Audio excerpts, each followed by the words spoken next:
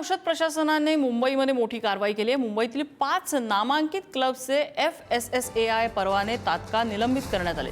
स्वच्छता आणि अन्न सुरक्षा नियमांचं गंभीर उल्लंघन केल्यामुळे cricket club of India, RK Juhu Gymkhana, अपर्ण Juhu Gymkhana, MIG cricket club आणि वेलिंग्टन स्पोर्ट्स क्लबचा यामध्ये समावेश आहे। गोरेगाव स्पोर्ट्स क्लबला परवान्याशिवाय व्यवसाय सुरू असल्यामुळे स्टॉप बिझनेस नोटीस देण्यात आली।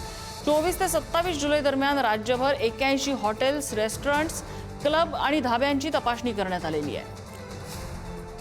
पद्मेश पवार आमचे प्रतिनिधी अपडेट देत आहेत। पद्मेश, नम्रता, आपण जर पाहिलं तर मागच्या 3 ते 4 महिन्यापासून जेव्हापासून तुकाराम मुंढे यांनी FDIचे जे आयुक्तपद स्वीकारलेले आहे त्यानंतर अनेक ठिकाणी त्यांनी छापे टाकलेले आहेत। त्याचबरोबर अनेक जे हॉटेल्स आहेत त्यांच्या स्वतः कॅन्टीन मध्ये जाऊन अनेक जे अधिकारी आहेत ते तपासणी करतायत। आता जी मुख्य जी कारवाई झाली ती म्हणजे मुंबईमधले जे 5 नामांकित क्लब आहे त्यांचा जो FSSAI जो परवाना असतो तो थेट रद्द करण्यात आलाय। त्यामध्ये आपण पाहिलं तर क्रिकेट क्लब ऑफ इंडिया असेल, RK जुहू जिमखाना असेल, अपर्ण जुहू जिमखाना असेल, बांद्र्यातील सगळ्यात फेमस असा असणारा जो MIG क्रिकेट क्लब असेल आणि त्याचबरोबर वेलिंग्टन स्पोर्ट्स क्लब असेल, हे जे क्लब्स आहेत हे मुंबईतले जे श्रीमंत लोक आहेत ते या क्लब्स मध्ये जाऊन जेवत असतात, अनेक गोष्टी करत असतात आणि इथेच आता FDI ने छापेमारी केली आहे। मागच्या 2 दिवसांमध्ये या अनेक ठिकाणी FDI ने छापेमारी केली। राज्यभरात जवळपास आपण पाहिलं 81 हॉटेल्स असतील, रेस्टॉरंट असतील, त्या ठिकाणी FDI ने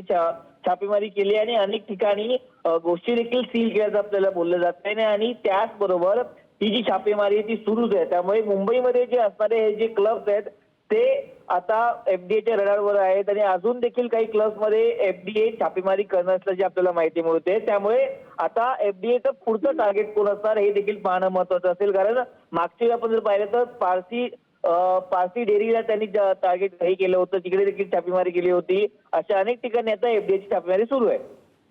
पद्मेश, अपडेट घेत राहू, तुर्तास धन्यवाद।